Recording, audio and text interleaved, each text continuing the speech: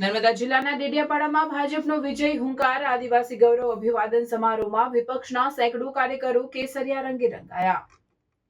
નર્મદા જિલ્લાના ડેડિયાપાડા ખાતે ગઈકાલે આદિવાસી ગૌરવ અભિવાદન સમારોહનું ભવ્ય આયોજન કરવામાં આવ્યું હતું, જેમાં ગુજરાતના ગૃહ રાજ્યમંત્રી હર્ષભાઈ સંઘવીની વિશેષ ઉપસ્થિતિમાં ભાજપે મોટું શક્તિ પ્રદર્શન કર્યું હતું। કાર્યક્રમની શરૂઆતમાં મંત્રી હર્ષ સંઘવી, કેબિનેટ મંત્રી નરેશ પટેલ અને આદિજાતિ મોરચાના પ્રદેશ પ્રમુખ ગણપત વસાવા સહિતના અગ્રણી નેતાઓએ ભગવાન બિરસા મુંડાની પ્રતિમાને પુષ્પાંજલિ અર્પણ કરી શ્રદ્ધાસુમન આપ્યા હતા।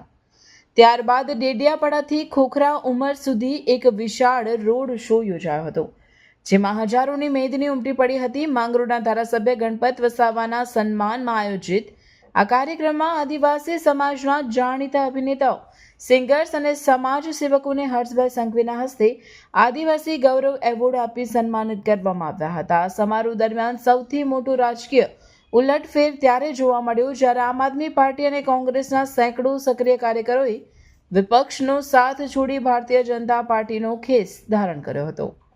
આ પ્રસંગે ભાજપ પ્રદેશ મહામંત્રી પ્રશાંતભાઈ કોરાટ, ભરૂચના સાંસદ મનસુખ વસાવા અને નર્મદા જિલ્લા ભાજપ પ્રમુખ નીલભાઈ રાવ સહિત મોટી સંખ્યામાં હોદ્દેદારો અને કાર્યકરો હાજર હતા।